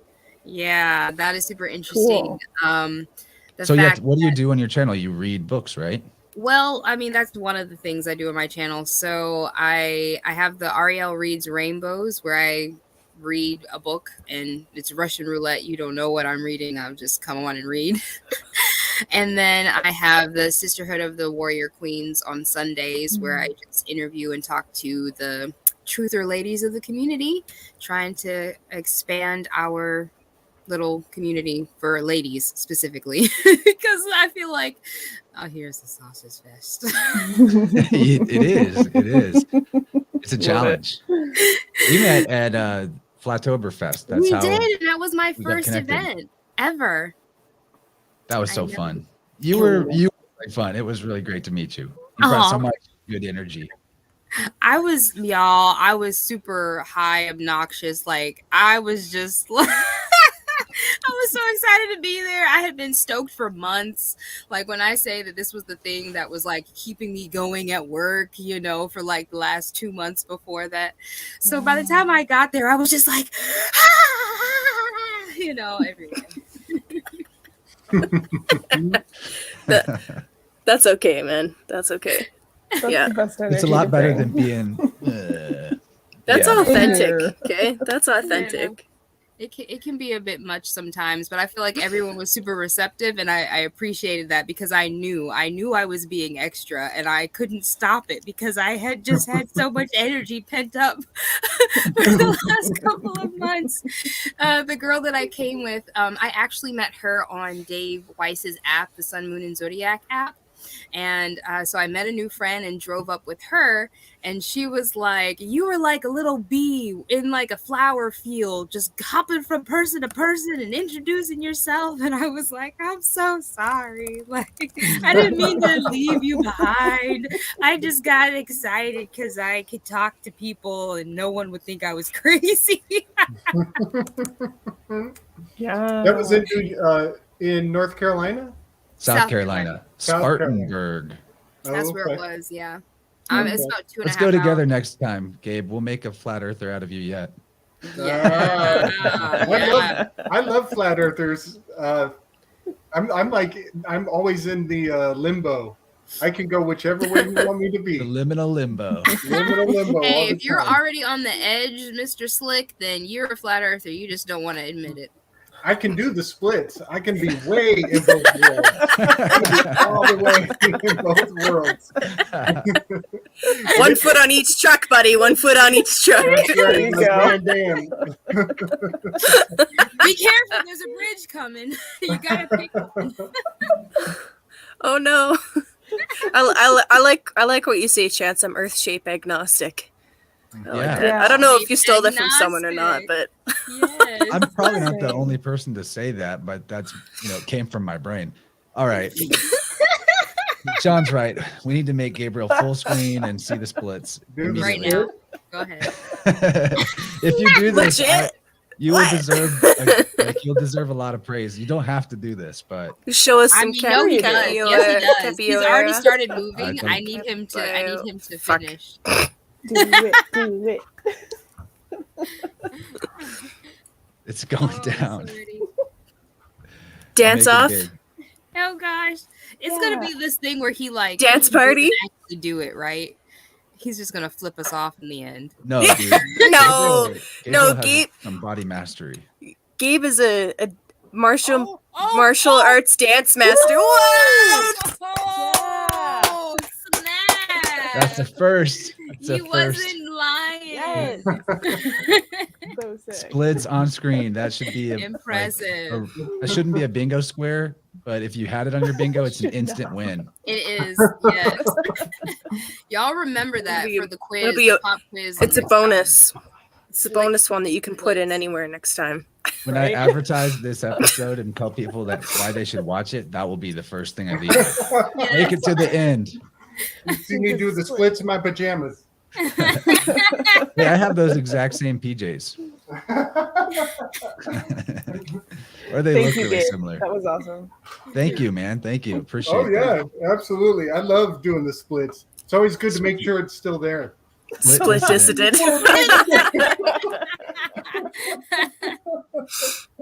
That's hot. That's hot.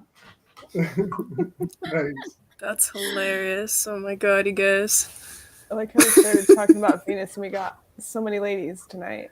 It's awesome. It's probably a first. Yeah. I mean, you're talking about it's a sausage fest out here. I don't know if I've ever had more females than males on screen before. Ooh, good Look at point. there. Yeah. Glad I can even out the score. Yeah. Venus is back, baby. Mama's home. This is kind of how we do it, Ariel. Like usually around the second hour of Vibrant or ish, maybe a little late into it. Not every time, but usually that's when I just start opening it up to the homies, and we end up oftentimes with a lot of us hanging out, and it's really fun. So come back, do it again. Yeah, come back. I will. I'm gonna have to. I need to quit my slave job, you guys. That's what I need to do, because I can't. It's just so much time, and the more that I get into truth, the more I sit here and think I'm wasting my time. I'm wasting my time only because I'm plugged into the system and I have to pay my bills. Like, this is the only way to survive in this freaking system, and I cannot wait until I can find a way to not be a part of the system. So stay tuned. Well, what you're doing right now is a good path, and just keep it up, and eventually it will become impossible to do both, and you'll be able to make that leap of faith, and you'll know when the time is right. But don't be afraid of like trying to make a smooth transition either. That's kind of how I did it. It took me some time, but it's different for everybody. The key thing about the leap of faith is that when you're ready to jump and it's the right thing for you, unseen forces come to your aid and you can fly. Oh God. I'm finally not doing a slave job. This is like full-time me now. So that's awesome. And I feel like I'm on the precipice of something. Like, my 30th birthday is in 2 weeks. Wow. Like, and then I started my channel. It's a new year. Like, I'm in between living spaces. Like, I can go wherever I want. I'm looking to relocate, to move maybe to a new state. I don't know. Like, there's a lot of stuff that is opening up, and I'm trying not to be scared and like trying to move on and like go out for it, because I think the thing I'm scared of the most is actually doing it and succeeding. Yeah. And fear like, of success is the biggest fear. gosh, like, because you guys can see me, like, I'm actually putting myself out there, so I gotta like live up to whatever it is I say I'm gonna do, right? And oh God, what if I actually do it? What's gonna happen? It's a lot better to take that type of responsibility in the end than to be responsible for shit that you don't want to. So, but I know the feeling. And the universe will hold you accountable. Like, if we were out here doing podcasts about just like only comic books and there wasn't this spiritual component to the work, then we could get away with all kinds of naughty, non-authentic behavior. But when it's this field and this work, universe holds you accountable.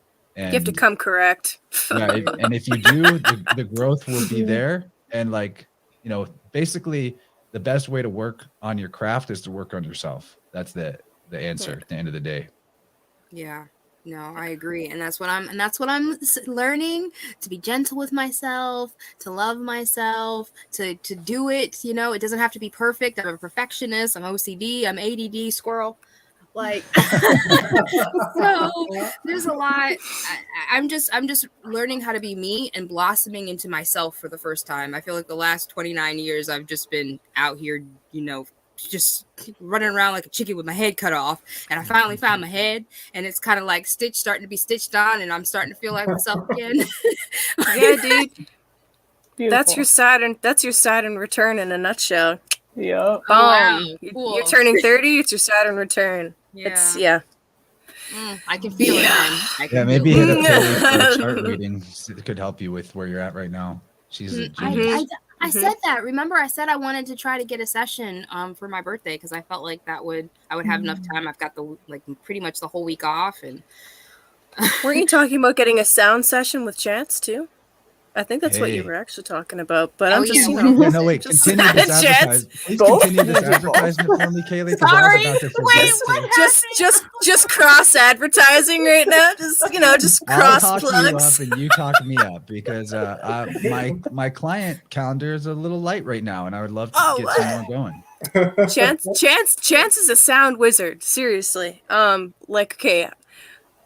Yeah. So I have had 4 sessions with Chance now because I like peeling layers back, you know, and every single one has kind of built on the last one where it's like, this is what's going on at this time. And actually my first session that I ended up experiencing some really extreme detox stuff at the same time. So it was really intense. It's not going to be as intense for everybody, but it could be, I don't know. But anyway, it's literally just like peeling back new layers. Plus Chance always does like extra stuff that you didn't pay him for. Like you got to stop doing that, buddy. But like he goes above and beyond what he says. And then, you know, he's always extremely professional. And kind, and like that innocence comes out. It comes out. I smiled. I actually kind of laughed when you said that because I was like, that describes it exactly. Like that's just the energy that he gives off in general. It's just so sweet and innocent, and it comes through in the sound healing sessions. Plus he takes the time to set up his table, okay, and then he has crystals laid out for your body, including crystals for your arms and your feet. Like it's perfect. And it's so sweet, and and it's just like that little extra touch is like, you know, he prepared for this. Right. And then the session itself, like 100%. I live in Alberta, Canada. Chance is nowhere near me, but I can tell you 100% that we're connected over that distance. The distance doesn't matter. And like, because we're all connected, it ties in perfectly with the book that you were reading about how our cells know. Our cells know. And if you believe any of the stuff that you were reading in there, then Chance will definitely be able to help you because it ties in perfectly. He talks exactly about the book you were reading breaks down on a scientific side why Chance's sound healing stuff actually works. So there you go. I'm excited. I need to clip that. Yes. I'm sorry I got my wires crossed there. So I want to do the sound healing, but there's a light healing, I guess, is what I missed. Oh no, I do. I read astrology charts. Yep. Now I'll plug for Kaylee. Kaylee's astrology readings are also super extra, above and beyond, and she should. That is also more. true. Very detailed and meticulous and thought out, but I don't know if I can go into as verbose as a description as you just gave about what I did, other than to say the most important factor of what Kaylee's astro readings can do is to show you not to condemn you to feeling like you have certain weaknesses or shortcomings based on your configuration, but to demonstrate how every shadow is a gift that could become a city, just like we were talking about with Gene Keys. And so anything that she talks about, whether it's a square or whatever, it is going to be in the context of a potential, a possibility, a place to take action and grow. And she will give you the information on how to take that action and what it could look like or feel like. And it's very inspirational. Even if all you do is just get the chart reading, go over it with her, you'll feel happy to be who you are at the end of it. And that is the biggest thing. You'll feel like, oh, this is the being that I would like. If this was a video game, this is the character that I would have designed for myself. If I was playing Dungeons and Dragons, this is the character sheet I would have made. And you'll realize that you chose everything about your life before, and that all of your challenges are your superpowers, and that your superpowers are superpowers. So get a chart reading from Kaylee for sure. Some of the like worst aspects in my chart actually, like now that I'm like consciously working with them, are gonna be my most powerful points. And that's how I see everybody's charts. Like, this is super challenging and it's so powerful, and this is why. And yeah, so thanks, Chance. Oh gosh, I need both of these things in my life right now. You got it. It's coming. I'm gonna make it happen. Seriously. Nobody gets more excited about it than Kaylee. That's true, Juliana. Okay, well, we gotta wrap up. And, I hope that I always stay excited about astrology. Yes, let's do some art, you guys. I'd love it if all of this group would just went over and mobbed the Weaving Spiders flow state and continued hanging out. Yeah, raise your hand if you're going. I'm going twice. I'll be calling in on my phone and on my computer. We'll but let's see go what I around can the get horn done. and remind everyone, what we do, our channels. My name is Chance. This is InnerVerse Podcast channel, but this show is called Vibrant. That is all. Rachel. I am Rachel. I have Telegram. Sunforge is my channel. Refinery is my chat. You can get a hold of me there. I'm also on Minds at Valkyrie Sparks. And I'm on InnerVerse occasionally and Weaving Spiders Welcome. All that linked in the show notes. Her links are, since she's our special honored guest. Thank you for being here. All right, Kayla, we already did you, but what's your email? How do they contact you? Like, what's your YouTube? Duck. So my YouTube, and I'm also on Minds as well. I just don't check it. Is Kaylee Burkana. So it's Kaylee and then Burkana is Berkana. So I'm on YouTube. I'm on Minds. On Telegram, I'm actually mostly just in Chance's channel, but you can find me at Canadian Eagle 1221. And my email is also well, I have a couple. So it's Kaylee Burkana at protonmail.com. It's probably the best one to reach me at. All right, Slick, you're up. Right here. There's my channel right there. On YouTube, pretty much. And then you'll catch me on the Weaving Spiders and over here with Chance periodically. Oh, very periodically. We're doing it monthly now with our Marvel decodes. Oh yeah, those are going to be so good. We're cooking Dude, up you're like- something. Yes. You're like gotta the best those. internet friend I never knew I needed. I'm so grateful. Likewise, buddy. Likewise. Where our like synergy on breaking stuff down and decoding stuff, I feel like it's off the charts. Yeah, we got it's it going magic. on. All right, and Ariel, we already gave your channel out, but would you like to say anything else about yourself and what you're doing? I'm Ariel, and I'm a lioness of Yao, and I hope to see you guys on my channel and talk to more of you face to face in the future. Yay for friendship! Righteous. Yes. Yay. Okay, well, Nice peace meeting out. you. See you guys all on Weaving Spiders Welcome YouTube channel. We're going to initiate the flow state after these messages. Thank you.